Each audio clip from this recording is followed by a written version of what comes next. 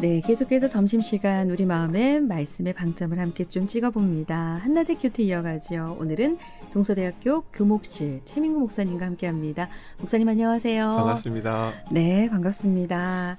자, 어떻게 한 주 또 잘 보내셨나요? 네, 이제 봄이 올 것 같은데 좀 춥네요 아직. 아, 네, 봄이 왔나 했더니 다시 추워져서 네.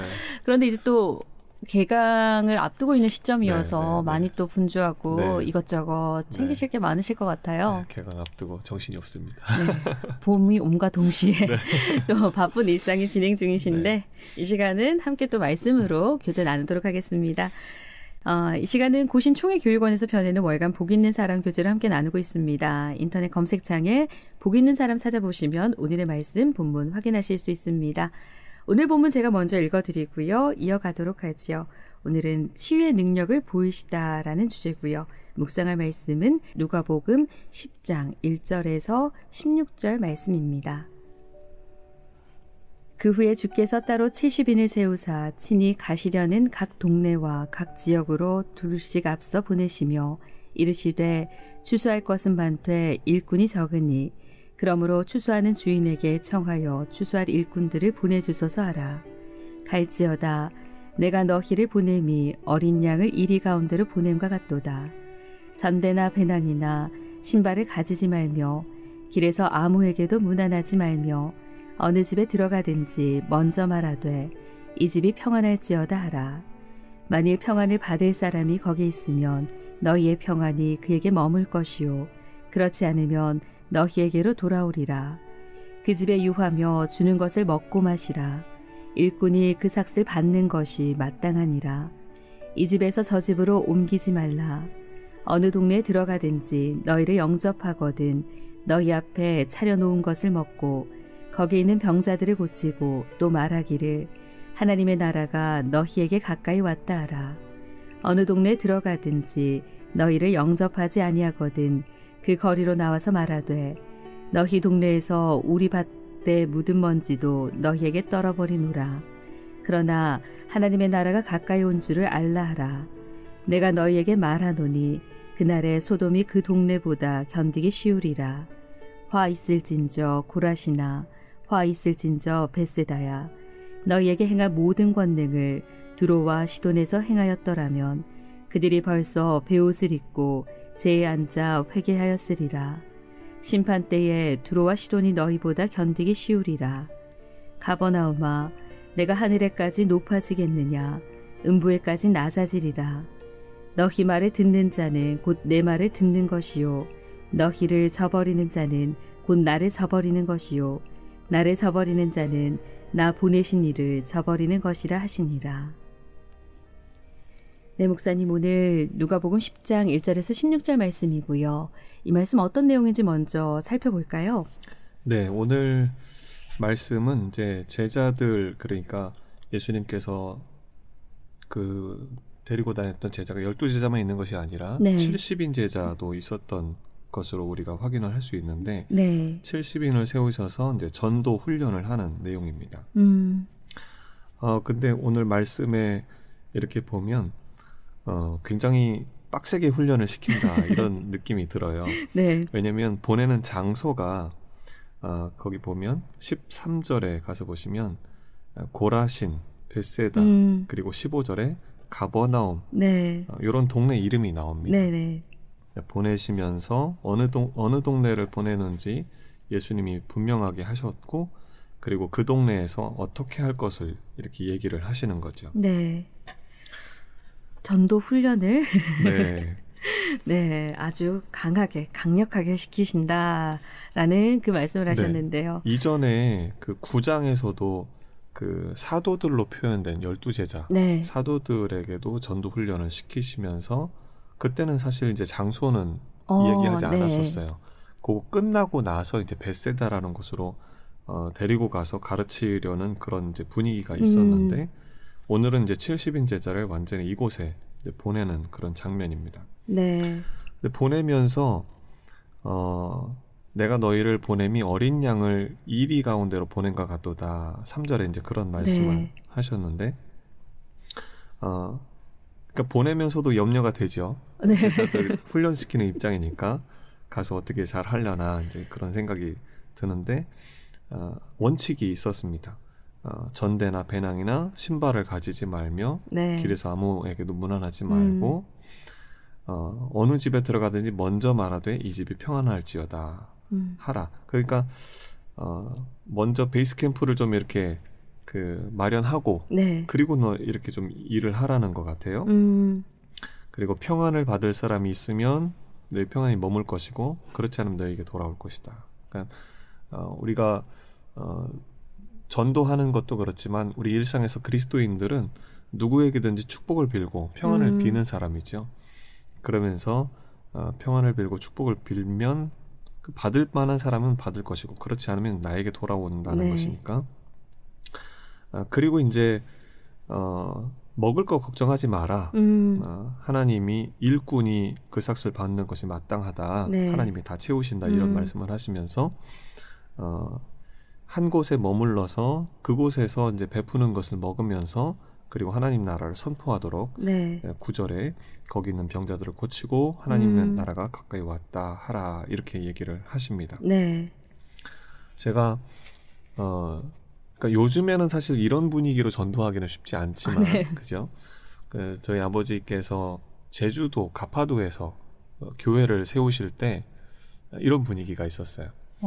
그때는 청량에 계시다가 이제 제주도로 내려가셨는데 가파도에 교회가 없다는 소식을 듣고 가파도에 들어가야 되겠다 이렇게 마음을 품으신 거예요. 그리고 나서는 사실 개척교회 하시다가 또 가셨기 때문에 돈도 없고 여유도 없고 이런 상태에서 이제 갔는데 제주도에서 배 타고 이제 들어가는 그곳 모슬포 항이 있어요. 그 모슬포 항에 딱 갔는데 이제 여관 같은 거죠. 여인숙이라고 할까 여관이라고 할까 또 그렇게 썩 좋지 않은 이제 그런 숙박 시설에 들어가셨는데 믿는 분이셨던 거예요. 근데 그분이 저희 아버지의 그 사역에 굉장히 큰 힘이 되셨어요. 언제든지 오셔서 편안하게 묵으시라고 하시고 비용 걱정하지 마시라고 하시고 그렇게 거의 제가 기억하기로 한 6개월 정도 그 모슬포항에 머무르셨던 걸로 알거든요. 근데 그거를 부담 없이 늘 와서 이렇게 편안하게 묵으실 수 있도록 그렇게 배려를 해주시는 그런 곳이 되었고 그 네. 베이스 캠프처럼 이제 사역을 했고 그리고 가파도에 들어가면 교회를 지어야 되니까 벽돌이며 시멘트며 모래며 이런 것들을 계속 실어 날라야 되잖아요. 네. 통통배에다 싣고 나른단 말이죠. 네. 그러면 풍랑이 일어나고 태풍이 불고 이러면은 사실 쉽지 않아요. 그럼 실었다가도 도착해서 가파도에서 내려야 돼. 못 내리고 돌아오는 경우도 많고 내리다가 바다에 빠뜨리는 경우도 굉장히 많고 네. 시멘트도 몇 푸대나 빠뜨렸는지 모른다고 그러시고 모래도 그렇고 그런 상황에서 이제 그 모슬포항에 그분이 정말 큰 도움이 됐죠. 태풍 때문에 못 들어가면 또 와서 여기서 기거했다가 또 들어가고 네. 그런 부분에 기억이 아버지로부터 제가 들은 기억이 있습니다. 네. 그 목사님 이렇게 말씀처럼 예수님께서 미리 너희를 보내며 어린 양을 이리 가운데를 보낸 것 같도다라고 하신 이 말씀은 그런 상황인 걸 알고 거기로 보내셨다는 거죠. 그렇죠. 네, 맞습니다. 보내셨는데 그래서 아마 목사님께서 전도 훈련을 아주 강하게 시키신 것 같다라고 얘기를 하신 것 같은데 네. 여기 보면 그 고라신, 베세다, 가버나움이라는 장소가 나오잖아요. 네. 지금 거기 가서 예수님께서 제자들로 하여금 이렇게 말을 하라고 한 건지 아니면 예수님이 직접 여기서 그냥 선포를 하신 건지 사실 조금 애매하지만 제가 느끼기에는 이제 선포를 하신 것 같아요. 네. 근데 너희가 소돔보다 이제 화 있을진저 그날의 소돔이 그 동네보다 견디기 쉬우리라. 네. 그러니까 여기 고라신, 베세다, 가버나움을 두고 하는 말이거든요. 네. 또 두로와 시돈에서 내가 권능을 행했다면 너희보다 더 잘 받아들였을 것이다. 회개했을 것이다. 이런 얘기를 이제 하는데 이 가버나움, 고라신, 이 베세다 같은 동네는 사실 굉장히 부유한 풍요로운 동네였습니다. 가버나움 같은 경우는 이 갈릴리 호수 바로 북쪽에 있는 마을이거든요. 네. 가버나움, 고라신, 벳세다가. 근데 특별히 가버나움 같은 경우는 이 회당과 세관이 있는 곳이었어요. 그러니까 세관이 있다고 하는 것은 무역이 굉장히 많다고 하는 것이고, 저 다마스커스에서부터 이제 지중해 해안을 거쳐서 이집트로 내려가는 그런 무역상들이 그곳을 항상 거쳐가는 겁니다. 그러니까 돈이 많고 풍성하고 그런 곳인데 이제 이적도 많이 일으켰죠. 예수님께서 베드로의 장모 열병도 고치시고 백부장의 종을 원격으로 고치시기도 하시고, 또 중풍병자 4명의 친구가 중풍병자 심상체 메고 왔을 때도 고치시고, 다 이곳에서 있었던 일이거든요. 그런 곳인데 예수님의 그 말씀, 하나님 나라에 대해서 받아들이지 않는 그런 모습을 보였다는 것이죠. 네. 오늘 주제가 보내심을 받은 이들의 삶이란 주제인데요, 목사님. 네. 오늘 그 전체적인 본문은 예수님께서 이제 이 70인의 제자를 보내셨어요. 네, 맞습니다. 네, 하나님 나라를 선포하라 이렇게 보내셨는데, 그런데 마지막 절 말씀에 16절 말씀에서 목사님 앞서 말씀하신 그 말씀처럼 이 하나님 나라를 전한다 해서 이들이 다 받아들인 건 아닌 것 같아요. 그렇죠. 예. 네. 그러니까 지금 여기 세 지역은 굉장히 배척을 한 지역으로 지금 이제 성경에서는 결론이 나 있거든요. 그리고 고라신, 벳세다, 가버나움 지금도 가서 보면 다 폐허가 되어 있습니다. 네. 예수님이 저주하신 이후로 완전히 폐허가 되어 있는, 내가 굉장히 예수님이 진노하셨던 동네라고 볼 수 있는데, 그런 곳에 제자들을 보내셨다는 거죠. 그런 곳에. 네. 근데 사실 복음이 필요한 곳은 그런 곳이잖아요. 하나님을 거부하고 하나님을 반역하고 거절하고 그런 곳에 복음이 필요한데 예수님이 제자들을 그런 곳에 보내셨다 하는 것입니다. 네. 쉽지 않았을 거예요. 그럴 것 같아요. 10절 말씀에서도 너희를 영접하지 아니하더라도 거리로 나서 말하라고 말씀을 하셨고요. 근데 사실 저희가 이제 전도하는 저의 모습을 볼 때 거부하거나 그런 이제 약간의 그런 전도에 대한 이런 이제 전도하러 나갔을 때 거리 전도를 생각해 볼 때도 그들의 모습에서 나타나잖아요. 약간의 거부 반응이 있으면 주춤하게 되고 그렇죠. 쉽게 전하는 것 자체가 쉽지가 않거든요. 그럼에도 불구하고 그냥 영접하든 하지 않든 너희는 전하라고 말씀을 하셔서 예수님께서는 어쨌든 전하는 것까지는 보낸 제자들에게 할 일이라고 말씀을 하신 것 같거든요. 네. 예수님이 오신 목적 자체가 이제 예루살렘이나 또 그 갈릴리나 그 이스라엘 전체에 하나님의 뜻을 분명하고 선명하게 전하시기 위해서 오셨기 때문에, 사실 예수님보다 먼저 앞서서 세례 요한이 왔잖아요. 세례 요한이 와서도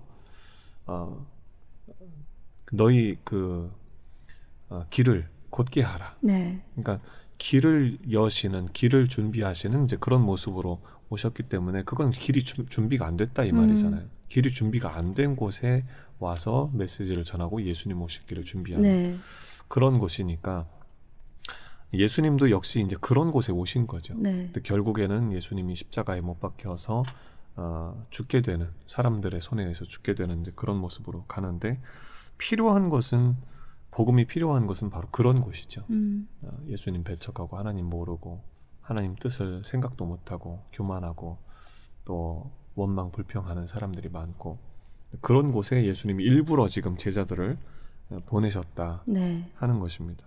그런데 본을 또 보여야 되기 때문에 제자들로 하여금 너무 많이 가지지 마라.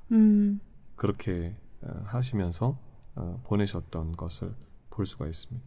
네, 그럼 이제 말씀에서 이제 제자들의 모습을 보았지만 이게 이제 우리에게 적용해 본다면은 우리 또한 이렇게 이 땅 가운데 먼저 보내심을 받은 자들이 아닌가라는 생각 들거든요. 그렇죠, 맞습니다.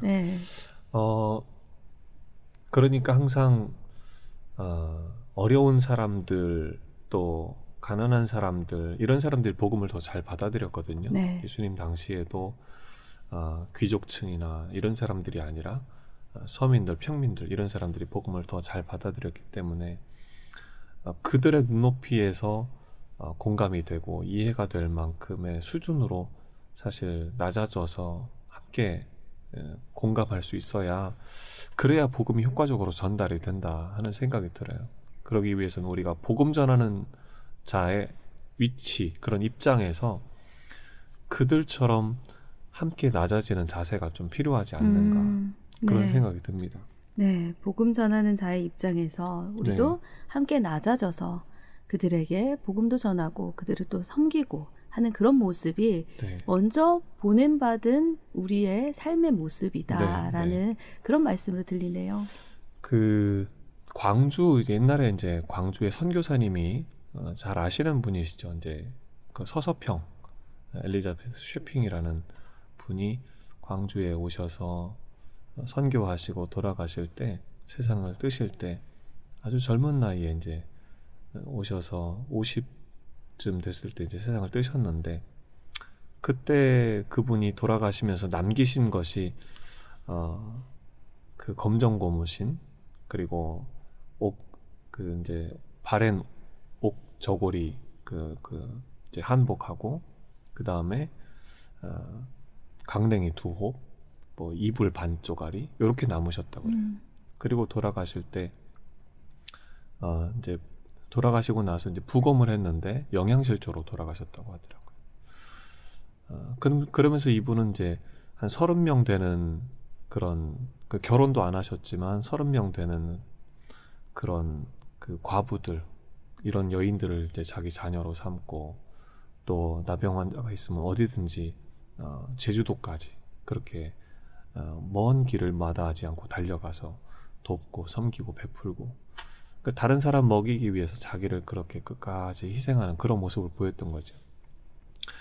그런 삶이 복음의 삶이 아닌가 하는 생각을 다시 한번 해보게 되는 것 같아요. 네. 우리가 요즘에는 이렇게 도우려고 이렇게 보다 보면 복지가 너무 잘 돼 있어서 한국에서는 누굴 도와야 되지 이런 생각이 좀 드는 분위기가 있어요. 그럼에도 불구하고 이렇게 찾아보면 이제 그런 사람들이 네. 간혹씩 이제 사각지대에 있는 분들이 있으니까 그런 분들을 좀 돕고 섬기고 복음을 전하고 그들과 함께하는 거, 그런 게 좀 필요하지 않는가 하는 생각을 해봅니다. 네, 오늘 저희가 보내심을 받은 이들의 삶이란 그 주제의 말씀을 통해서 우리가 또 어떤 모습으로 먼저 보낸 자로서 살아야 되는지 그런 모습들을 나눴는데요. 오늘 목사님과 여기까지 이야기 나누도록 하겠습니다. 네, 감사합니다. 네, 지금까지 한나제 큐티 동서대 교목 최민구 목사님과 함께했습니다. 오늘 귀한 말씀 감사합니다. 감사합니다.